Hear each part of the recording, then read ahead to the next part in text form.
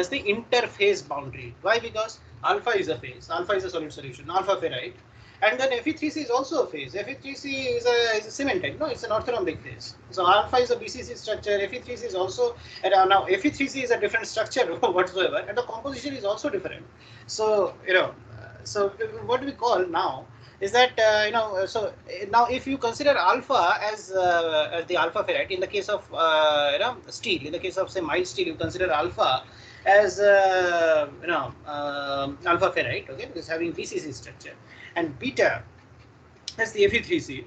So the interface between alpha and beta is known as what? Interface, or the interface boundary. See, there is not much of a difference between grain boundary and interface boundary. For example, in the case of steel, now the simplest example that you have learned till date, or even in the case of pure iron, take a piece of pure iron. So between the different grains, what do you have? Between the different grains, you will always have,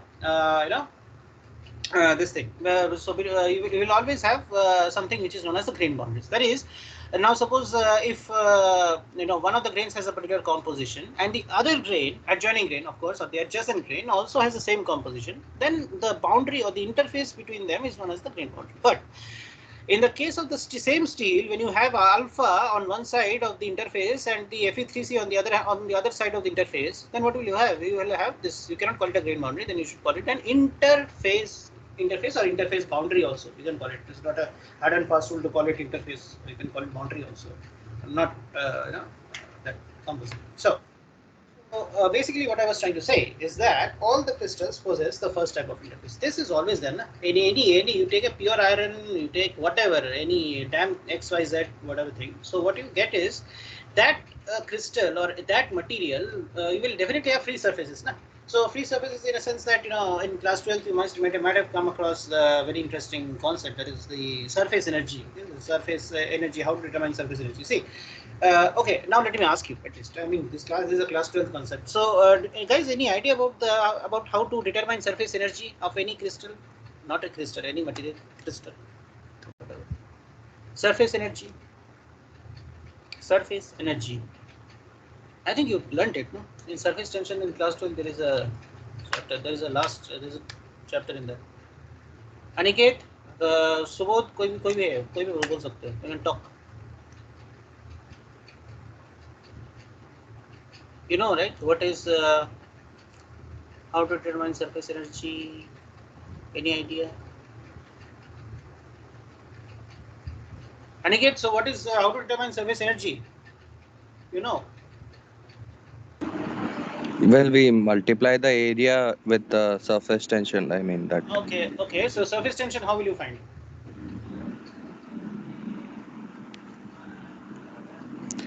Are you asking about the formula-based things or the No, not experimental? formula. Formula is forget formula. Just simple.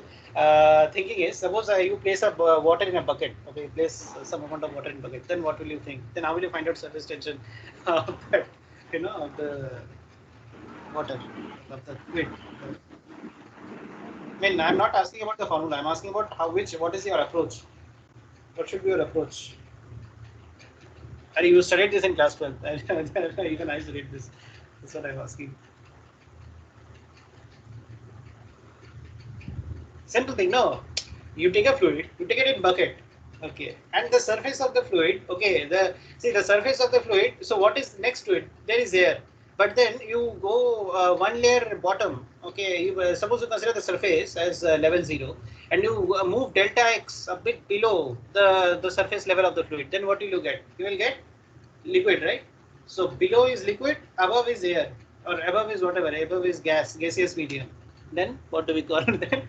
That is the concept, right? I mean, that is the, so in that case, you can visualize that as the extra amount of energy. I'm not talking in terms of liquid because the metallurgists are not mostly dealing with liquid. We are talking in terms of a solid only. Now, in that case, let's consider a mobile phone only. Okay, now let us consider the mobile phone. You have a mobile phone with you, right? Every one of you definitely must have a mobile phone with you. So in that case, the surface of that mobile phone. Now let us consider that surface as whatever, any random surface, and then the air. Okay, the top. Just if you look at the a bit above the surface of that mobile phone, what will you see? You will see air, right? I mean, there is air surrounding the entire room, this here. And now if you go around delta x distance, a bit below the surface of your of your mobile phone or whatever, so there what you will see, there's liquid, there's solid, right? So this means now we have to think in this way. See, the surface tension comes like this only. Yeah? So see, surface tension, the concept, how to visualize that is like this. So it is the, now in the case of solid, it is like the extra amount of energy, or the amount of energy that is required to break 1 mole of bonds from, or to transform 1 mole of bonds from the solid to the gaseous state, and that is known as surface energy, right? That is known as the surface energy. That is the definition of surface energy. So I mean, this is the simplest definition. So okay, so guys, did you understand the surface energy concept? Because this will be helpful later. I will tell you why.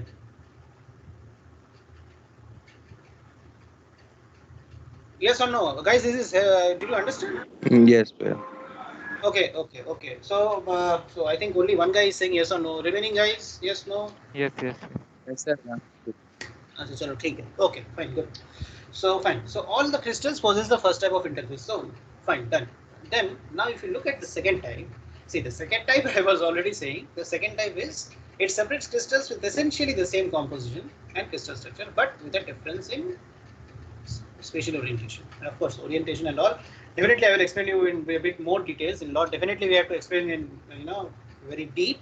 But then this is the orientation is nothing but, now I can also explain you to explain it simply to you. Now again, let us consider your mobile phones. Okay. Now suppose you take one mobile phone. Okay, you take your mobile phone and you take maybe, if some of you guys have 2 mobile phones, then it will be good. But okay, now let us do one thing. Now take 2 mobile phones. Okay.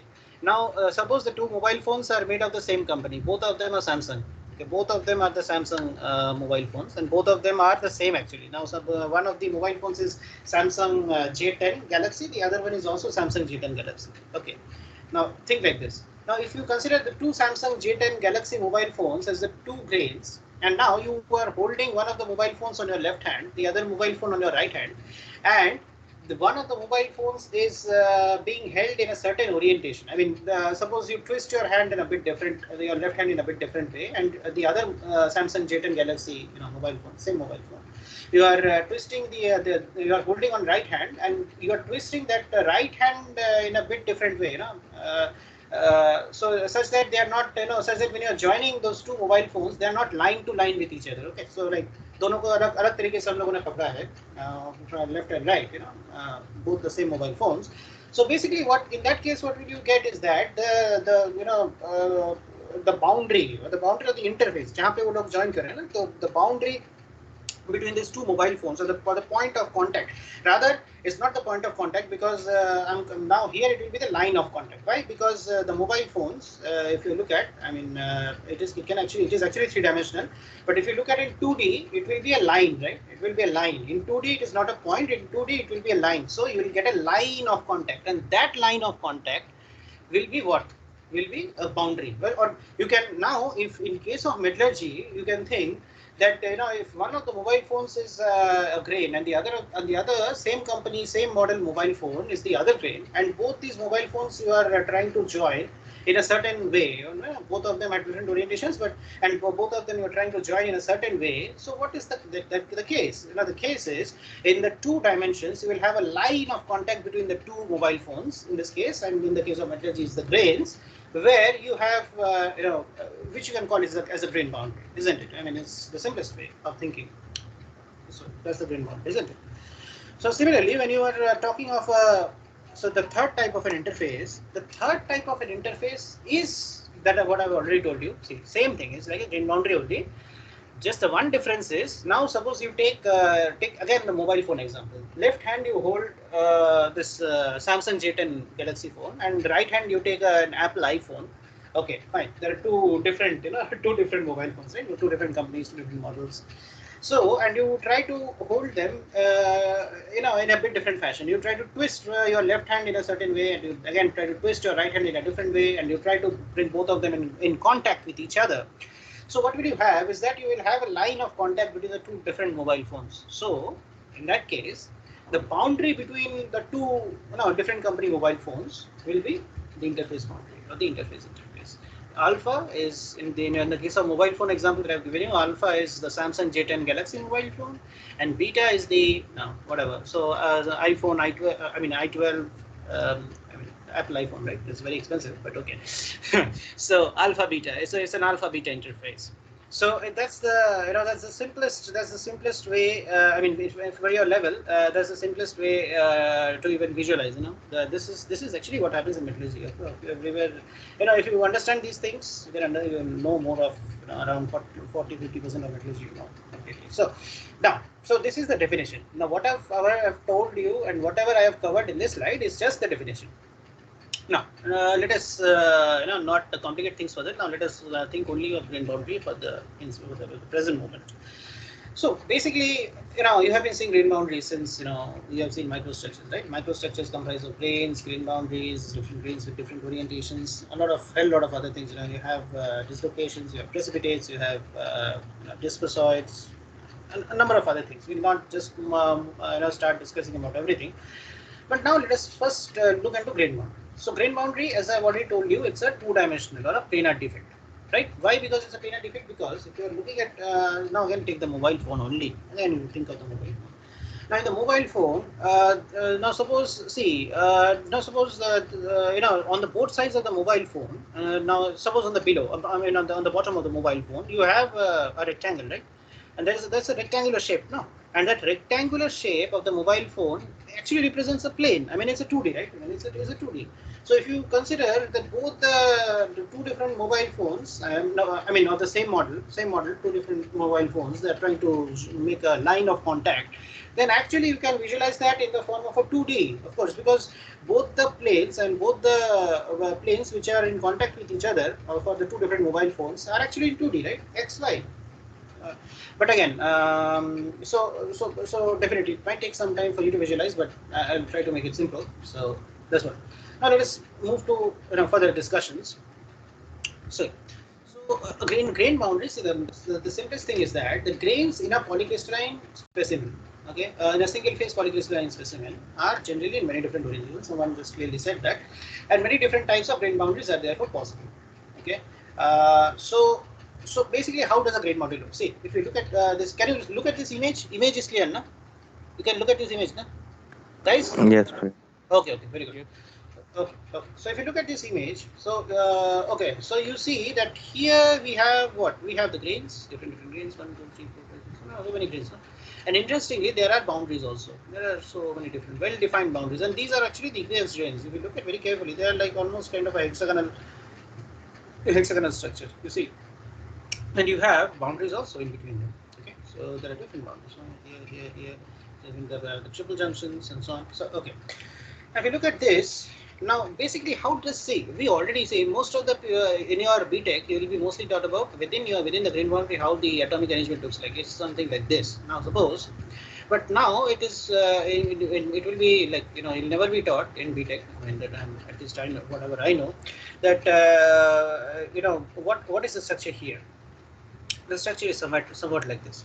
If you look at at this particular boundary, okay, this particular boundary, see if you look at this atom or suppose this atom, it is surrounded by how many atoms? 1, 2, 3, 4, 5, 6, 7, 8. So total 1, 2, 3, 4, 5, 6, 7, 8. 8 atoms. Okay, each atom here is surrounded by 8 atoms. Okay. Now suppose you consider an atom here near the boundary. How many atoms is it surrounded by? 1, 2, 3. So basically what you see is that near the grain boundaries, if you look at the atomic arrangement, the atomic arrangement is disturbed when you, the coordination number rather to say, the coordination number is disturbed, is reduced for an atom which is close to the grain boundary as compared to an atom which is well inside the grain, isn't it? So this makes the grain boundary many of the times or many of the situations. So how does it influence your real life properties of the material? I will give an example. See, suppose okay, guys, have you ever polished a steel? I just want to know one thing from you. Have you ever polished a steel? Any of the guys? Have you polished? Am I speaking something which is too difficult to understand. Guys, anytime have you polished any steel sample, or steel, or any material, metallic material? Have you ever polished? Aniket, have you ever polished? No, yeah. You have not polished. Okay, so that's what in so okay, so if it is an online class, that's the problem. Okay, don't worry. So see, any steel sample, I will show you also video. I will show you some video later. Don't have to worry, I will show you. But okay, any steel sample which you polish, okay, and then you try to you try to etch it. See, etching is nothing but you try to prepare an acidic solution, okay, an acidic solution, and you try to see this kind of a microstructure in any metallic material will be revealed. Okay, this kind of a very deep etching, I think. Yeah, see, this kind of a microstructure will be revealed only when you have etched the material quite a lot. For example, suppose if this is a steel sample, the etching has to happen in the presence of a solution which is known as nitrile. Okay, it comprises of around 3 parts of HCl and 1 part of HNO3. I mean, it's a very difficult agent to prepare. One has to be very cautious when preparing that agent. And just what one has to do is that once once the surface looks like a mirror, okay, gives a mirror shine of the like once the surface of the steel sample gives a mirror shine, what you have to do is that you have to gently rub the take a cotton bud and dip it just bit a small amount of just dip it in this nitrile solution, and then soak it completely, and then just have to rub it very gently on the surface of the steel sample, so that you are able to see this kind of microstructure. Now here, I will tell you now why. Now the question is, when you rub it, or when you rub the cotton bud on the surface of the sample, so why is it that only the grain boundaries get appeared, and why is it that all the other features do not appear that prominently as compared to the boundaries? This is because of this reason only.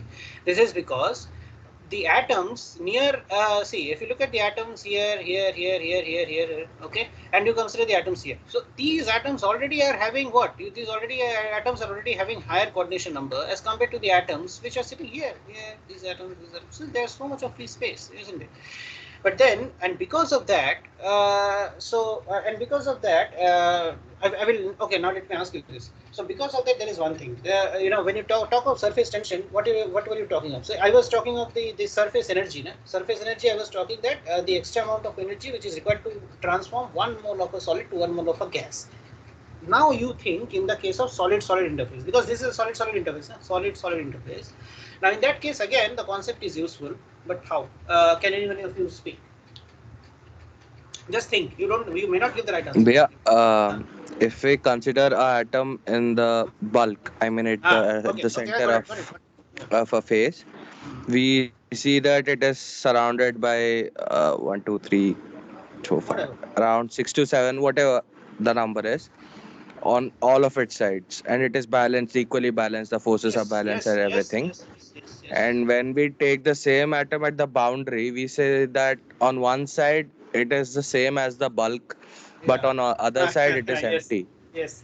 So there is a force unbalance in terms of bond forces.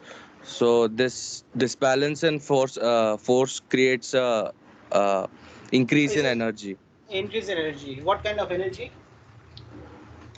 What will you call that? The surface energy, in terms of the surface energy. Correct. But now this surface energy in terms of grain boundary is called, you can make a note of this. This is called grain boundary energy. Okay. So always, whenever you read any research paper or any research literature, they always call it grain boundary energy. You see, grain boundary energy is also kind of surface energy, but now surface energy, people are mostly in metallurgy. People are mostly talking in terms of surface energy when you talk of a solid gas interface. Okay, solid gas interface. You talk of a solid, you talk of a gas. Okay, fine. You talk of a solid, you talk of a gas, and you see that the energy, the extra energy that is associated with the interface, right, will be termed as a surface energy. Now, similarly, like Aniket said, this at the surface, within the grain, I mean, in between the two grains, the extra energy that is required to what? That is required to, that is associated, not, we cannot call it that is required to, rather we should say that the extra energy which is associated at the interface between the two grains with two different orientations is known as the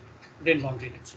So the grain boundary energy is also kind of surface energy. It's gamma. We can only, in both the cases we write it as gamma only, and its unit is also in terms of this joules per mole only. I mean, joules per mole. But people mostly try to see, since it is per unit area, because surface energy people never write it in terms of.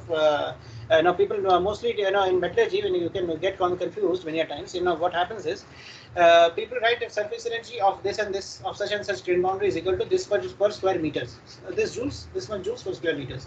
This is because people what they are trying to do is that they are trying to divide this the surface energy by the surface area.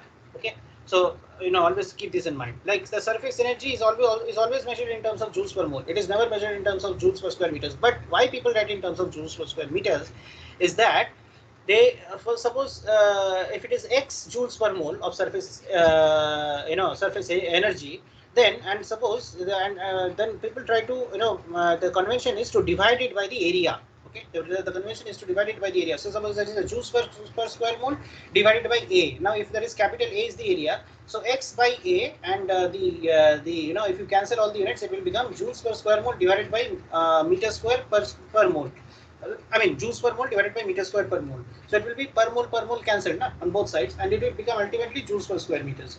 So this is the fundamentals. Whenever you come across any for example, if suppose in a later stage, if I tell you that in a piece of copper, suppose for a high angle boundary. Okay, don't worry about this. I will teach you in this next slide only what is the high angle boundary.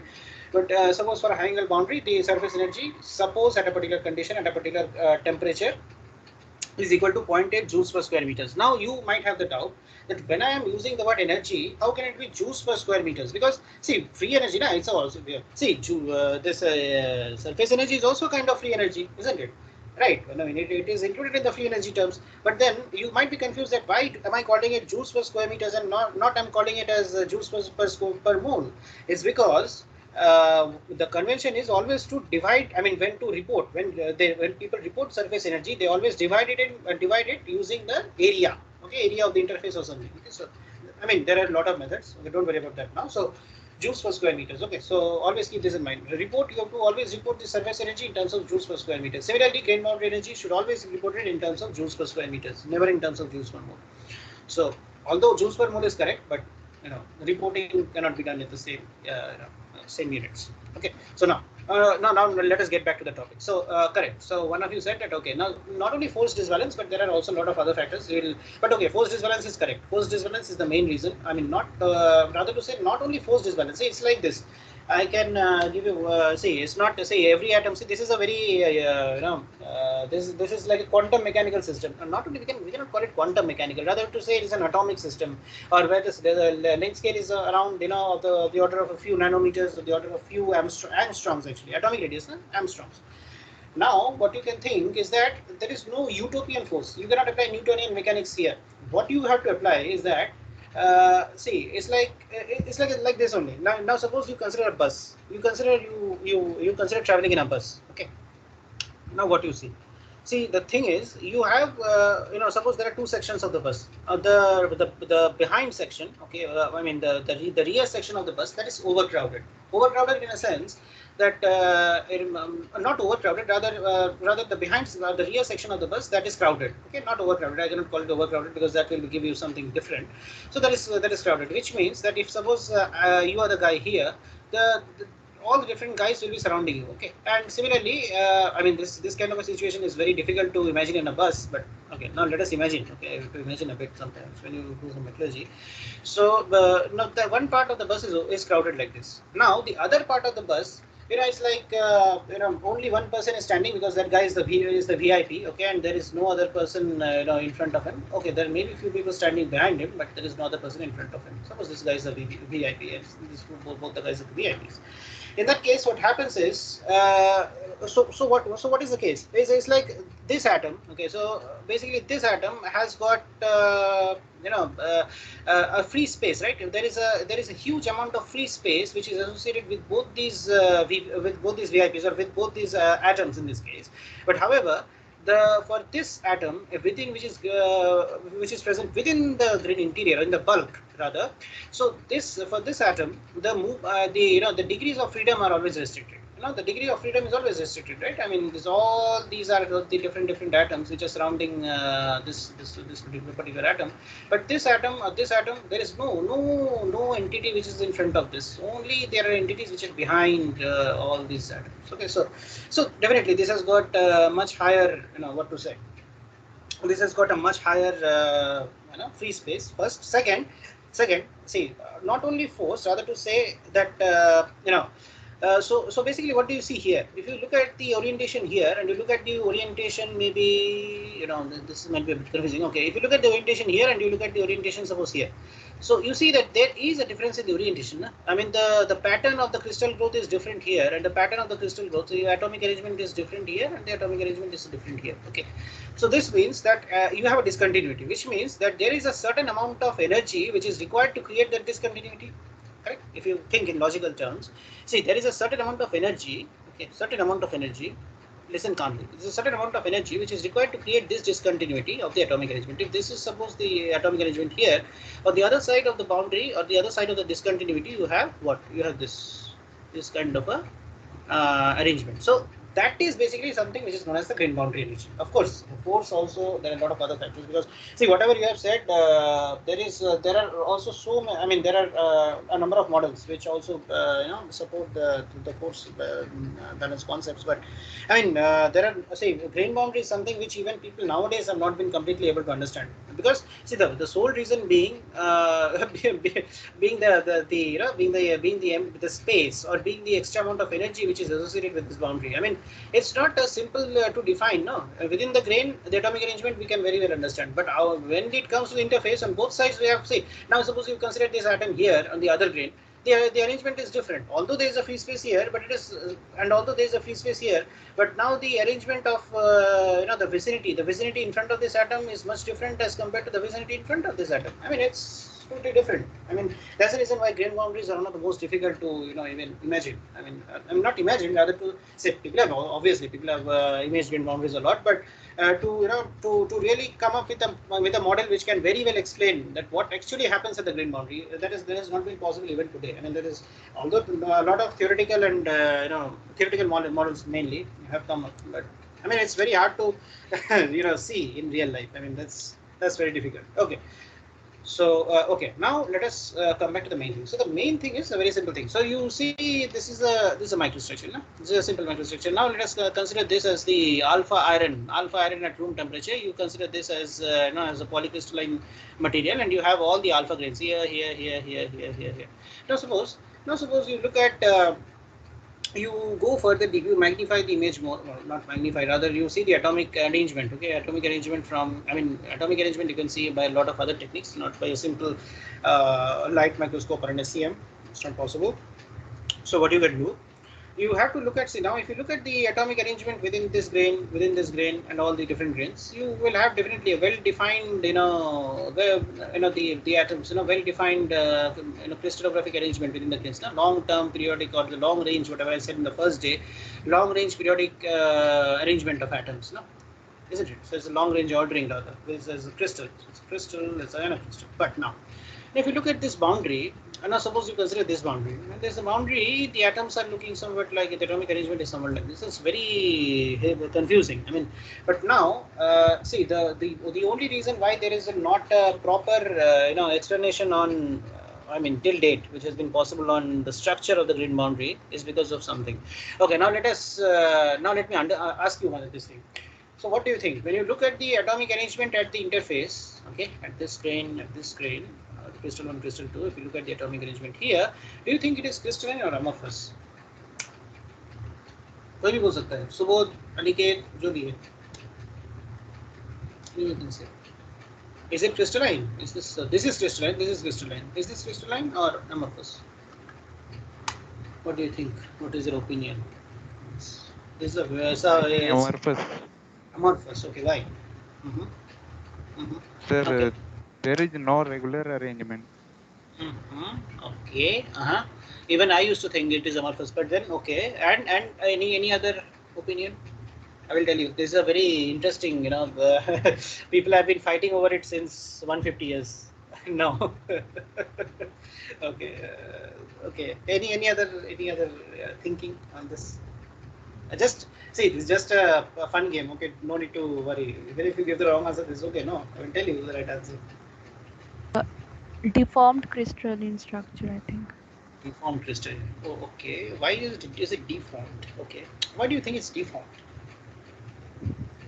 As because the atomic arrangements, some of the atoms are means perfect crystals, some of them have been deformed. So I think No, I said, is it not deformed and all? I said, is it a crystalline or amorphous? amorphous. Amorphous. Okay. See, then I can share you. See, I will share you some of the very interesting facts. It seems that see, like since 1910. Okay, so 1910 there is one guy named Andrade. Okay, so he worked initially on this grain boundaries, and he said. Like till 1960s, I think, no, I think, no, 1966, I think. Till 1966, it was considered amorphous only. All the people used to think that, okay, why, at a grain boundary, everything will be amorphous, and, so as a result, because why? Why? Because the atomic arrangement looks like this, no? All the atomic arrangement looks somewhat like, something which is very, which looks definitely, even to me, it appears like amorphous only. But now, in 1967, I guess, I don't exactly remember the year, there is one guy, D.G. Brandon and Ralph, I think, and there is another guy from India only. This Ranganathan, I think. All the three guys proposed one thing. They proposed that a grain boundary also has some structure associated with it. So it is wrong to say that a grain boundary is amorphous. A grain boundary is also crystalline. But the crystallinity of a boundary, listen to this very carefully. The crystallinity of a boundary doesn't follow the simple crystallographic rules which is applicable to within the grains. It is. I will explain. You don't need to worry. This is just a fun game. I will take around 3 to 4 sessions on grain boundaries because I myself work on grain boundaries, so I know. I mean, I will explain all these things to you in more details. But okay. So first class, I just wanted to know that what do you learn out of seeing all the atomic arrangements, on both the sides of the grains. So you see, okay, so it looks like amorphous, of course. It appears, of course, no, it is amorphous only, but then it is not amorphous. It is there is something, and I will explain that to you. Not now, maybe in some other later classes. Okay. Okay, now let's get back. I mean, I've been too asking too much. Okay, so. See, grain boundaries basically have what? 5 independent macroscopic degrees of freedom. I will again, you don't have to worry about this. Just keep this in mind. With classes, with more and more sessions, you'll learn more and more of this. So, 3 for orientation of one grain with respect to the other. मतलब क्या? So you see 1, 2, 3 grains. तीन grain है. यहाँ पे so if you look at this one grain 1 and grain 2, suppose. So 3 for the orientation of one grain with respect to the other grain. Means orientation of one grain with respect to the other grain is this with respect to this, or this is with respect to that. Okay, and 3 for orientation of one grain. So see, in the beginning of the class, I said to Aniket that is 3 for orientation of one grain. So when you define orientation is defined by what? Grain boundary plane, right? It's a planar defect, 2D defect. Grain boundary plane and the angle of misorientation. Now, suppose you consider this plane of atoms. I mean, if it in 2D it is a plane, this is a line of atoms actually in 2D, and in 3D it's a plane of atoms, right? So if you consider this and you consider this, you have a certain misorientation angle, no? You have a certain angle. You have a certain angle which is in between them. Okay, that is one thing. That is called the misorientation angle. First, second. Now, suppose this, when I was also given an example of mobile phone. You hold 2 mobile phones, of the same company, and you try to try to hold them in the same, with a different orientation. Okay, and try to twist your left hand and then try to twist your right hand, and both the mobile phones are of the same company, and then try to bring them in contact with each other. So basically, the line of contact that you are going to form, or that you are going to form with this interface, will definitely have what? Will definitely have in 2D it will be a plane. So in 2D it will be a plane, and definitely any plane should have what? An HKL. I told in the last class. It is the outward normal which describes what? Which describes this orientation. Any plane should have an orientation, isn't it? So here when you're looking of the 3 for orientation of one grain with respect to the other. So basically what I'm doing is that out of these 3 also there is a division. You can note this down. Out of these 3. The 2 is meant for the 2 is meant for the angle. Okay, I'm sorry. The 2 is meant for the I mean, out of the 3, the 2 is meant for the for the grain boundary plane, GB plane. The 2, like out of the first 3. Now, don't consider the second 2. Second 2 is a different thing. Don't worry about that. First, out of the 5 independent macroscopic degrees of freedom, the first 3, which represents the orientation of one grain with respect to the other grain, the out of the 3, the first 2 represents or they are meant for the grain boundary plane. Okay, I will tell you why. I mean, some of the later classes I will tell you why, because this is, first of all, this itself is quite hard for you to digest.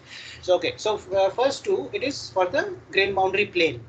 And now in the next case, and when you go to the next I mean the next degree of freedom, that is the first 2 I have already said. Now remaining is 1, right? So this 1, the degree of freedom is for the grain boundary misorientation angle.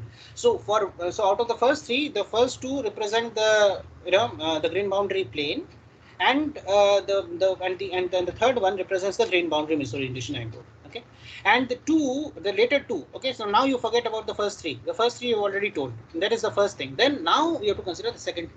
The दूसरा 2 जो है, the later 2 is basically for the orientation of the grain boundary plane with respect to either of the grains. So note the difference very carefully.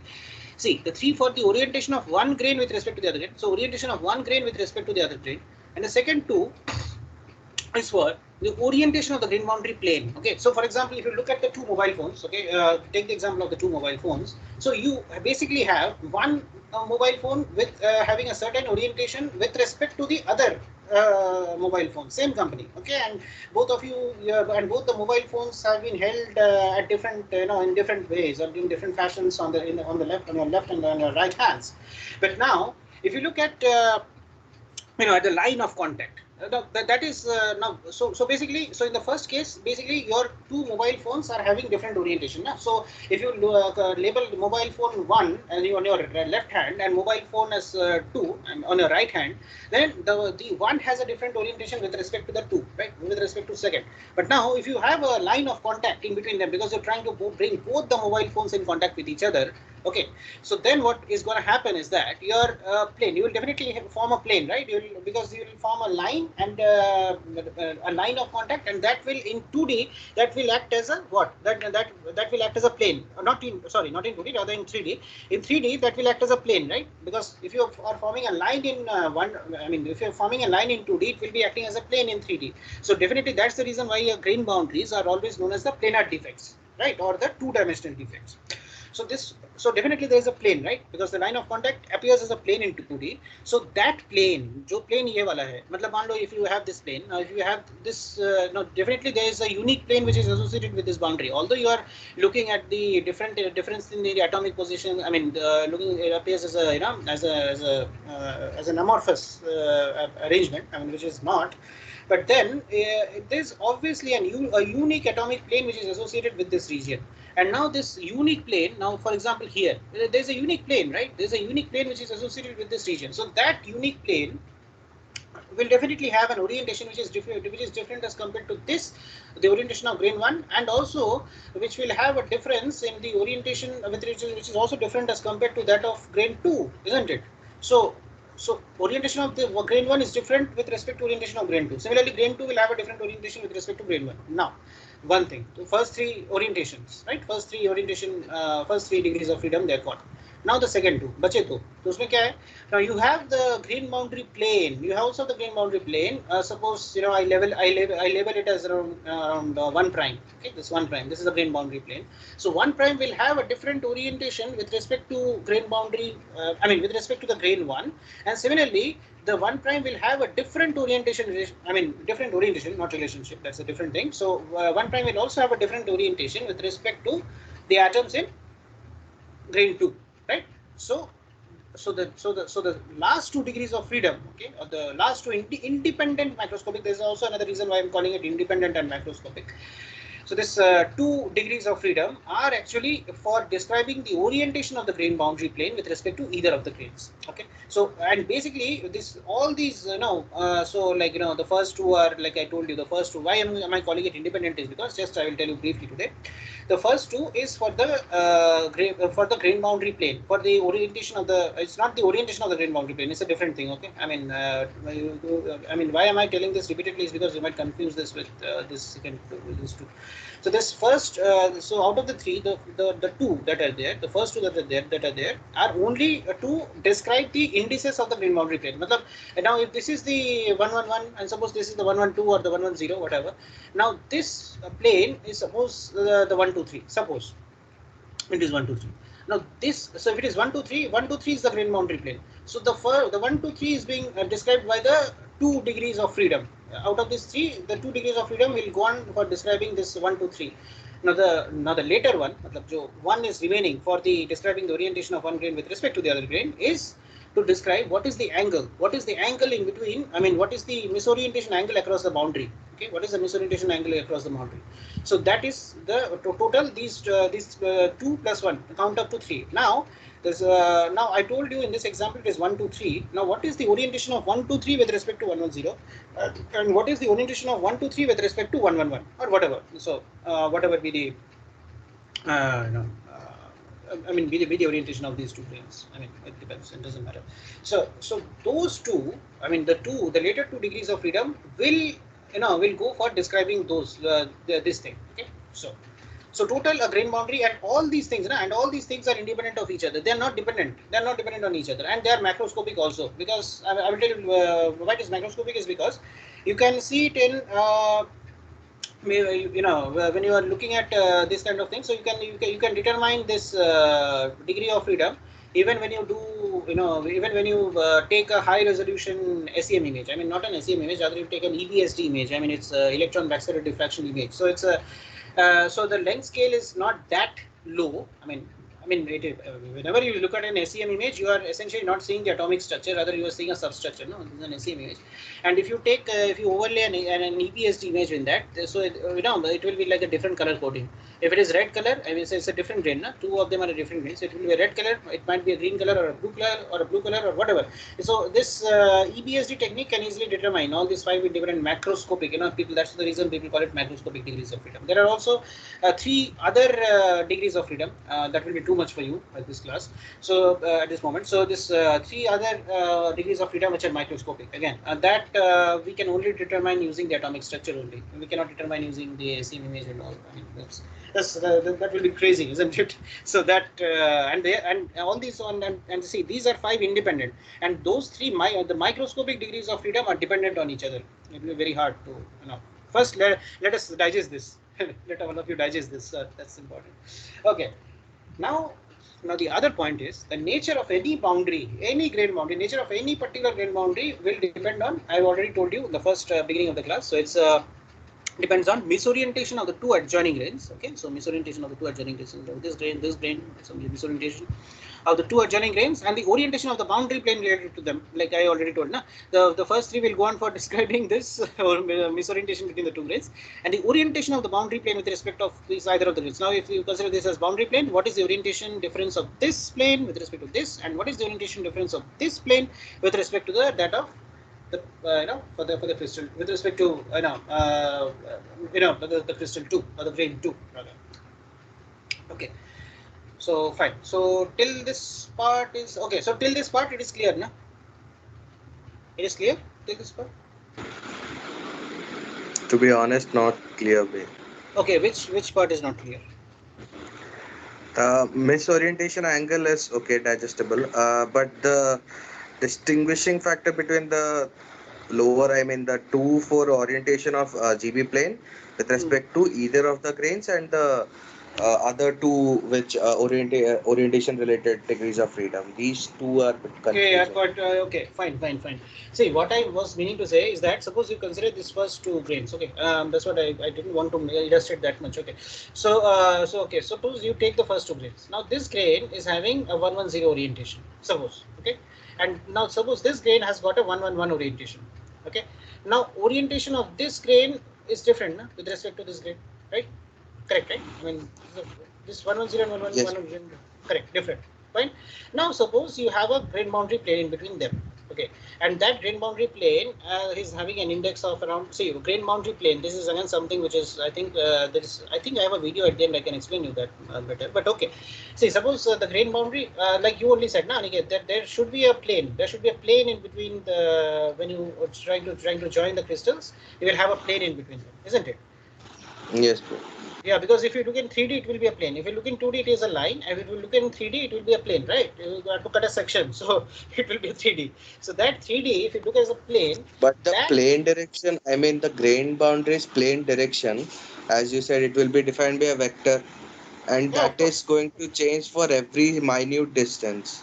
Yes, yes, yes. I will. That's what. Okay, okay. So now you have raised this question. I will definitely answer you because see if it is defined by a vector and that exactly whatever you have said that comes as three dependent microscopic degrees of freedom. That's exactly what is the three microscopic degrees of freedom. That I didn't want to touch today. I mean that is. I mean, see, first of all, having five independent microscopic degrees of freedom itself is difficult for people to understand. So, I will tell you, but don't worry.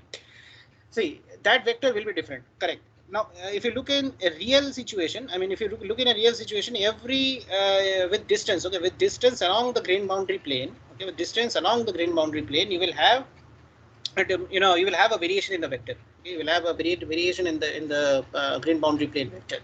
So that, so definitely this will result. That will result in two things. That will result in the atomic translations. Okay, now let's not go more into that. I mean, other people might get confused. I will tell you later. I mean, this thing is very interesting. Okay, so okay. So what I was saying, Aniket, to you is that if you have a line, okay, in an ideal case, don't think of this variation in the vector, because if you think now of the variation in vector, the five independent you will not be able to understand. See, the simple thing is, if you have a plane, if you just consider a simple plane, you consider a simple plane, and like don't consider a boundary as a zigzag also, because in that case, again, you will like your point will be valid because your the vector will be different along each and every point.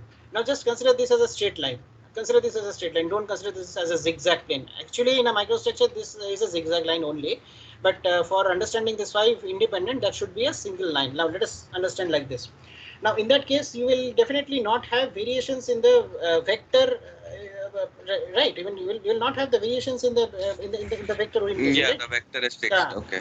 yeah, right. Because see, that's what I didn't want to complicate it. Because see, if you now look at the zigzag plane, zigzagging means indicates some thousands of complications. Why? Because see, now if you take a normal here, you take a normal here, you take a normal here, all these normals will be different. All these grain boundary normals will be different. As a result, what will happen? You will have to again consider the three microscopic degrees of freedom. Okay, and so total में कितना आता है कि grain boundary will have an actually 8 degrees of freedom grain boundary has, but in a simple case, when you have the grain boundary plane as a straight line, now suppose you think of it as a straight line, so that suppose the orientation of that line, I mean of that not line, rather to say the orientation of that plane, or the outward normal to that plane is 112. Suppose. Now so this 110, 111 differential orientation is there, correct? Now 112, now this is straight line 112, 112 will have a different orientation with respect to 110, of course, and similarly 112 will also have a different orientation with respect to 111, isn't it? Or is it again Yes, sir. confusing? Yes. Got it. Next. Yeah, so that is so that is the reason why so I mean that is something where people have to where people initially started to describe these five independent the microscopic degrees. Now see, now the other thing, that the point you have raised is a very valid one. So this shows that you are understanding more and more. I mean, this is very good to see that see, any microstructure will never have a straight boundary, and there are thousands of reasons to it. I will tell you later one by one, but okay, we'll always have a zigzag orientation. Okay, zigzagging of that. Okay, I will tell you later. Now let us go further. Okay. Now just we have to also wrap up something. We have to explain more and more. So okay. So I think this is the last slide. Yeah, I guess it's the last slide. Yeah, I think yeah. So types of grain boundaries. See, if you look at this. Okay. So guys, have you come across this image? I think Gaurav must have taught you this. Aniket, you were talking initially that it was comprising of this location. Some Yes, we. Yes, someone was also speaking. Yeah, you can talk. Go on. Yeah, Soumya ma'am has taught us about this Okay, so rotation. what is okay? Very good. So what are these two things?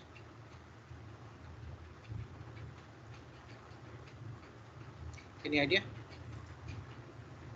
you remember.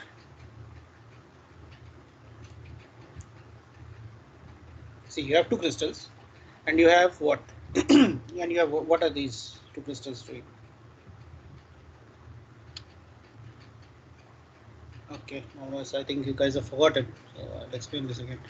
Okay, so the easiest classification of boundaries is based on the extent of misorientation between the two grains. Okay, as that's the reason why learning the 5 macroscopic degrees of freedom is very, very essential. That's very important. So for that, I will explain these two figures. Now let us first go. So this classification is based on Reed-Shockley model. Okay, I will again, don't worry about this name. Name is there is nothing big in this name, but Reed-Shockley model. What is that model actually? I'll tell you. So based on that criteria, there are two types of boundaries. Grid boundaries. So the first is the low angle boundary.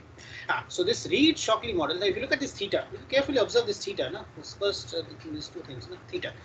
So if you have theta which is less than 15 degrees, we call it low angle boundary, correct?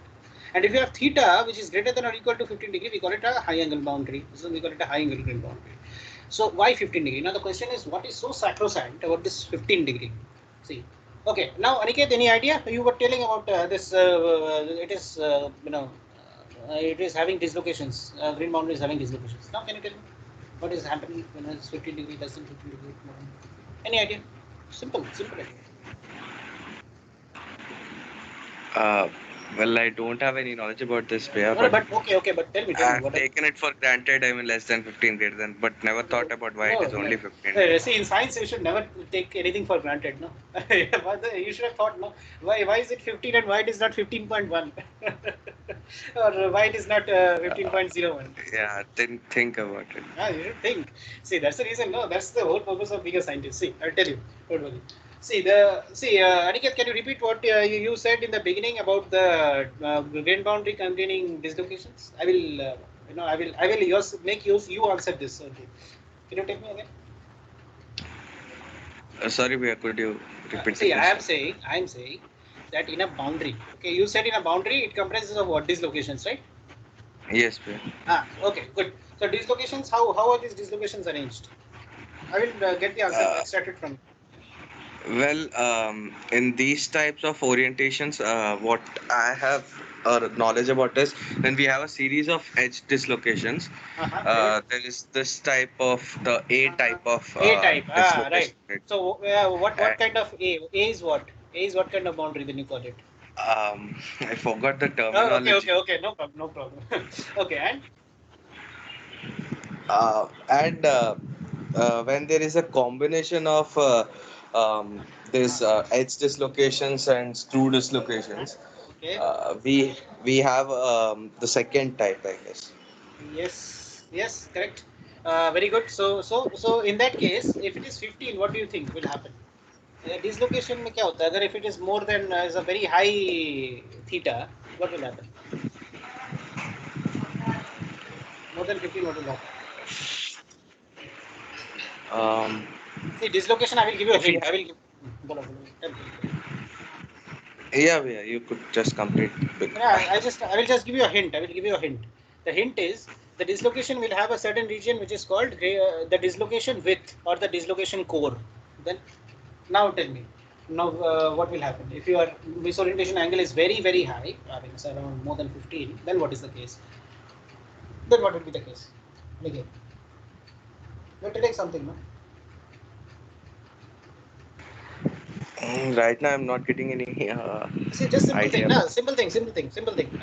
So suppose you have, suppose you have dislocations, more than 15 degree. What will happen is, I will explain you later. So that's what I wanted to just know from you. Okay, but okay, what will happen is you will have a lot of dislocations. You will have a lot of dislocations which are lined up together. Okay, you have so many. Like it's like this. I don't have do I have a diagram today? I don't have a diagram. Okay, but guys, yesterday I sent you this one YouTube video. If you have seen that, you would have seen this this diagram, or maybe I can also search a diagram for you. Okay, fine.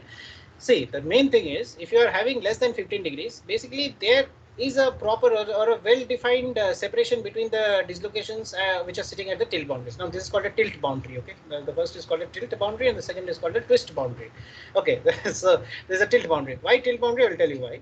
But okay, now suppose you consider this is the simplest boundary which can ever be imagined. Okay, so this is the simplest boundary. Now suppose you have a crystal here, okay, which is a crystal here, and you have another crystal which is having a certain orientation difference, of course, and which is having a misorientation angle of equal to theta, okay, with respect to the first crystal. Now here, if you have the theta less than 15 degree, what is the case is you have dislocations which are very well arranged. Okay, which are arranged properly. This y very well. This very well also I have to define. But you know, I can just define it by my mouth because I have to show you some diagram. Today I didn't want to go that much into this, but okay, I'll just briefly tell you that why it is more than 15. If it is more than 15 or generally even equal to 15, what happens is you will have a number of dislocations which are lined up. Okay, we have a number of dislocations which are lined up along a single plane or along a layer of the green boundary plane. Okay, now if you have a green boundary plane here, so there will be a lot of dislocation population will be huge. Here, everywhere. So many dislocations will be there that you know the dislocation core. जो होता है ना वो so like if you look at edge dislocation, how do you represent edge dislocation? You represent it by a vertical line and you have a horizontal line, right? Intersection. So the intersection is basically something which is known as the core. Now what is going to happen is that intersection of the vertical and the horizontal line, like in the diagram, that is actually the core of the dislocation. So if you have the theta which is greater than 15 degrees, so that core of the dislocation will be overlapping with each other. So when you have the core of the dislocation overlapping with each other, what is going to happen? I mean, the structure will be unstable, right? I mean, the entire structure will be completely unstable. I mean, there will be a repulsion. I mean, it's a kind of repulsion. The dislocations will start repelling each other. In that case, the boundary will not be stable. So but we do not see this, right? I mean, this is what this model says. But now, I mean, this based on this model, now this model is going to consider the grain boundary is comprising of dislocations. Okay, but now if you have theta more than 15 degrees, this model fails, and that's the reason. Okay, because see, if you want this model to be correct, if suppose this model is correct and you have theta is more than 15 degree, what will happen? So this so many dislocations are there and their cores are overlapping. Dislocation cores are continuously overlapping, which means that there is a repulsion between the dislocations, which means that your boundary will not exist as such, if you consider this model only. So this means that this model is going to fail when you are having the theta greater than or equal to 15 degrees. So that is the reason why this classification has been made. So this higher classification, when you are going, this is known as the high angle grain boundary. And see, and this is so why 15 degrees is because there is I think I will share you the calculation maybe in the Google Classroom. You can have a very well look into that, a very good look into that. So that the thing is this thing, I mean, if it is like you will check, you will see that if it is more than 15 degrees, your Burgers vector, okay, or the separation between the dislocations and your dislocation width, that will be the same, which means the dislocation cores, okay, the core of the dislocations will start to overlap with each other. अब जब वो overlap करेंगे तो then what will happen? The entire structure will be unstable. But in the real case, we are not seeing such a thing. We are seeing high angle grain boundaries exist. It is not that high angle grain boundaries are unstable. So this means that this model is going to fail at theta more than 15 degree. That is the reason why people have considered 15 degree. Okay, but yeah, so I mean that is the reason. But is this reason understandable? I mean, just sort of giving you the brief highlight. Is this understandable? Aniket, is this understandable to you? A bit confusing there. Okay. I mean, didn't get the crux why it is only 15 and not 15.1 or 15.9. Okay, that's what. Yeah, so actually, yes, you see, I think I have to share your diagram. Maybe in the Google Classroom, I will share you everyone. Okay, with everyone, I will share the diagram. Okay, everyone have a look at it, because see, that's what I didn't want to explain that thing to you in this class. Next class, I wanted to explain that, but okay, I will also explain that. I will show you the diagram also. Okay, this because this is something that you have to visualize. I will show you the diagram. Okay, with that diagram you can understand. See, actually the crux is nothing but if you are having more than 15 degree, your thing, I mean, all this your dislocation spacing will be negligible. Okay? The spacing between the dislocations is negligible, and you know that dislocations are always having some strain field associated with them, which means if you are having two same the two dislocations with the same sign, okay, with the same sign which are very close to each other, which means that in that case your dislocations will start repelling each other. Okay, if the dislocations start repelling each other, okay, they are very closely spaced when theta is more than 15 degrees. they will start repelling each other. If these locations start repelling each other, what will happen? I mean, the structure itself will go unstable. This means this model will fail at theta more than 15 degree, isn't it? That is the, I mean, that is something which, Yeah, this model of dislocation repulsion is a bit alien to us. Okay, I got it. Yeah. I know. I mean, these things maybe may take some time, but okay. What I will do, I will share you this image. I will share you the image. See, in this Google Classroom. If you have a doubt, please raise your doubts, and then I will start answering them one by one. Okay, I think that is the best thing, because today then this class will never be over otherwise. Okay, I will move on. I will share it. Don't worry. I will just share it quickly. Okay, so based on that, see, I don't want to cover this high angle. I mean, it will take some time for you to understand what is the dislocation model and all. So see, nothing. So these two boundaries that you are seeing, A and B boundaries that you see, these are nothing but the two types of these are primarily two types of LHGBs. Okay, there are primarily two types of low angle green boundaries. So this the first one is called a pure tilt boundary. Pure tilt boundary. This one. Why is it a pure tilt? This is because axis of misorientation. If you look at the top axis, so the rotation axis is written as rotation axis. The rotation axis or the axis is nothing but the axis of misorientation, right, across the boundary, which is parallel to the grain boundary plane. Now, if you take this grain boundary plane, now if this is the boundary plane, this is the axis. So what? I mean, both these are parallel. No? Both these are parallel to each other. This is parallel to this. I mean, the rotation axis is parallel to grain boundary plane. First. Second, if you look at the pure twist boundary, look at this second case, the pure twist boundary. So here if now this is the plane, right? I mean, in that case, this thing, not only this thing will be the plane. This thing is the plane. And now what is the axis of rotation? Axis of rotation is somewhere which is 90 degree. Axis of rotation is 90 degree or is perpendicular to the grain boundary plane. So this is known as a pure twist boundary. Okay. So this thing is understandable to you? Pure twist boundary. Yes, Priya.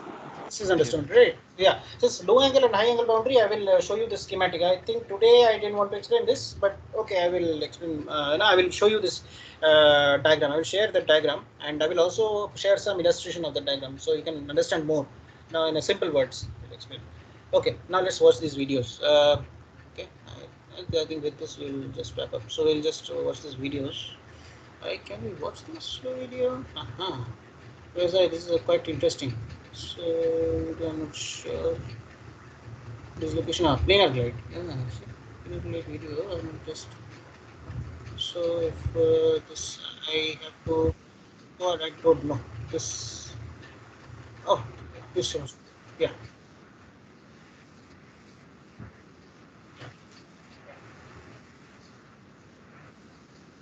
Yeah. I think this is the second video. I guess it's not the first video. I think. Wait. Let us go back. I guess. I think this is not the same video. It's not the same video. This is not a general video, I guess. No, this is. It's not no, not this one. So okay, so this is actually the video I wanted to show you. Okay, but this is a bit too big, no? 22 minutes video. If you want to see, you can see. This is basically a bubble trap mode. Just look at this. Do you have time, guys? Do you have anyone who wants to leave? You can leave now. You can watch this video later also. But if you are interested, you can watch this video now also. Is it good? Guys, you people have time, or you want to watch it in the homework or something in the home? Or what?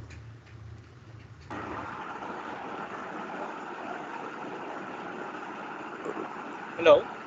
Well, personally, I would like to watch it, but Okay. Then I think this video is a bit big now, so maybe you can watch it later. But the first video, I think it's a different thing. I think this is the video that I was interested, but then this video, why did it open? Wait, I think this is a 2 minutes video. This won't take much time. No, not this, not this at all. It's not opening. Okay, no, I think these two videos you can, or this video, I think something I wanted to show you. Yes, this I wanted to show you. 4 minutes video you can see now. 4 minutes video I wanted to. Now just see what is the grade. Yeah, see.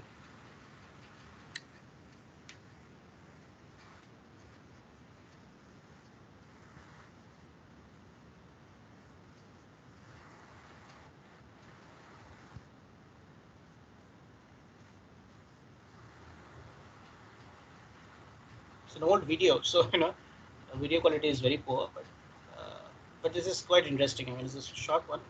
It's very interesting.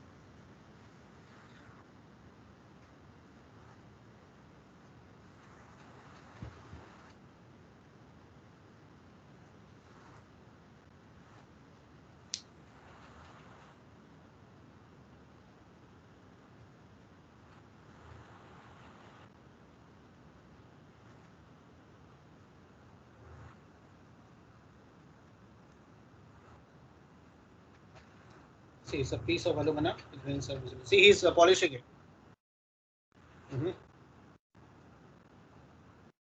Yes, so mirror-like finish. Now what is going to do? See, just given it. He is going to etch it.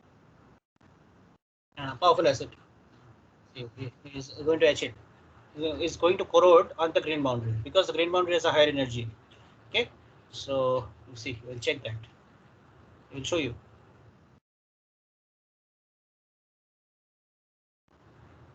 Yeah, because otherwise it will over etch. Etching. This will absorb all the etchant. Okay, no, there will be no piece of etchant because etching is actually a kind of corrosion. Yes.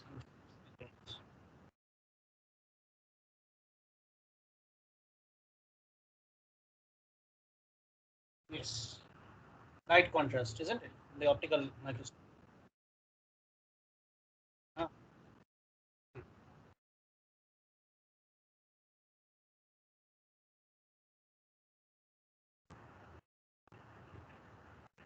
The copper.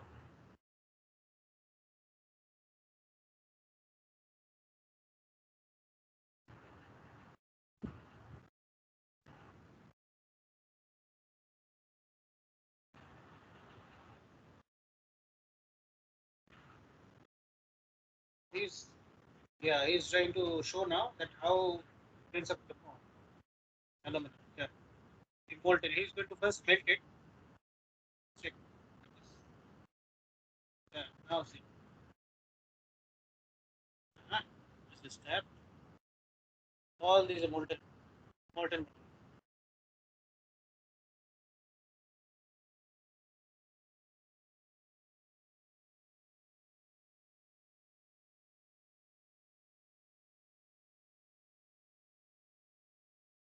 It's looking like water, but it's molten aluminum. Yeah, see now, see.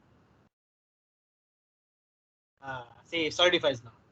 Now you see what is going to happen. He will show you. Yeah. Now see, the liquid, now the aluminum.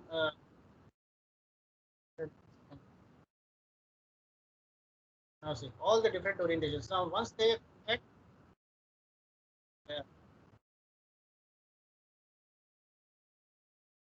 see now this way this forms.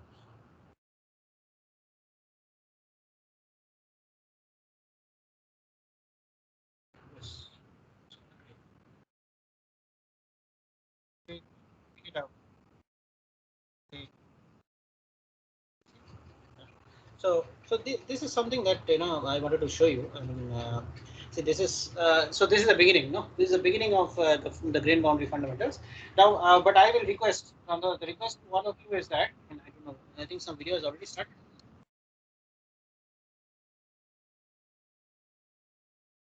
I think just wait for a moment. I think some.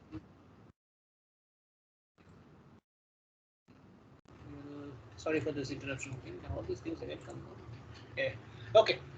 Yeah. So what I would like to all of you guys to do is to watch this first video. Okay, this first video and also the video I shared yesterday in this Google Classroom, because see with this grain boundaries, everything is based on your observation. Nothing to mug up, nothing to do anything. You just have to understand. So for just if you understand everything, these things, you will understand everything. You do so all rest. Everything is all the information. All information you can mug up anytime. You can vomit in exam. You can vomit in the exam. That is a different thing. But all these things will be throughout your life, important to your life. So I think. My request to all the guys is that please look at this video, because See, it's not an assignment I'm giving you. What I want all of you guys to do is that you will never be taught these things in BTech. So these things, if you look into now, you'll be in advantage. Even in IITs, they don't teach. Okay, so there's grain boundaries in the BTech level. So definitely you'll be in a, I think you'll be in a better position in this physical metallurgy. So okay. So okay, so Aniket, I will share your. I will share this. I will solve this doubt. 15-degree level, less than 15-degree, more than 15-degree. I will share. I will solve this doubt. Remaining guys, if you have any more doubts, please ask. Please ask now, because I think with this we will wrap up. Okay. If you have doubts, you can ask. Else you can leave. Okay. So thank you guys. If you want to ask something.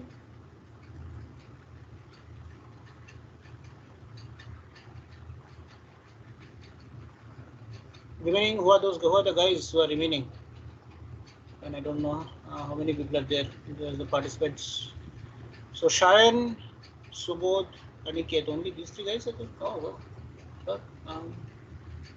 Okay. So Shayan, how is it? Do you understand anything in the class, or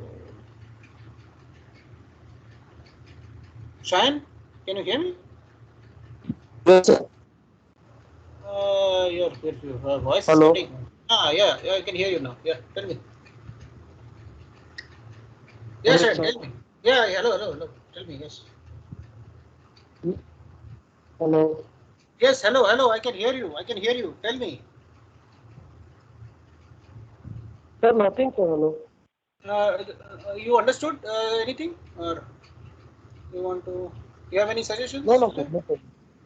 Okay, Aniket. No, sir. Yeah, okay. Aniket, if you have further doubts, you can ask me. This thing I will share. 15-degree and more than. For now, that 15-degree only. Oh, very good. I mean, that's a very interesting thing. Of course, when I learned this concept, I had this big doubt. Okay, very good. This thing you should always be there. No, this ये भूख रहनी चाहिए. Then only you can learn more. Okay, and this Subodh. Yeah, as of now, it's okay. As of now, it is okay. As of now, it is okay means, I mean, okay. I mean, did not It's understand. understandable. Understood. Further, I need to go. I need to check once again. Okay. What I will do, don't worry. I will see. Today's meeting has been recorded. Okay, and today's PPT I will also share. And what I will do is that this Aniket's doubt I will definitely solve. I mean, this is something. See, this is the kind of see what Aniket did today. This is the kind of curiosity I want from all of you guys. If all of you guys start asking me questions, if all of you guys want to know what is happening, or what is so sacrosanct. See, suppose I told you 15-degree. Never accept what am I saying. So if I am saying, and if you find it doubtful, make it a point to stop me and ask. See, many a times it might be possible that, like today, I could not show the diagram, because see, that diagram is not easy, first of all, to draw. If I want to draw, then I have to take some board, I have to go to the board and I have to draw the diagram, and then I have to show you. But then otherwise I can easily see otherwise within I will also improve myself as a teacher. I will also improve myself, that okay, I will think that okay, fine, my students are not able to understand something, or you guys are not able to understand something. I will show you more and more videos, show you more and more understanding, so that you get more understanding. See, my credibility lies in how much I am able to explain to all of you guys. So definitely, and for that you guys also have to be active. I should not take the name of students, rather you should ask me that okay, I am not able to understand, please stop me, and then you can ask me. Definitely I'll be very happy to answer all of your questions. Okay, chalo. So fine. So okay, let's wrap the class up. Okay, thank you guys. Okay, you can leave. Thank you. Yeah, good. Okay.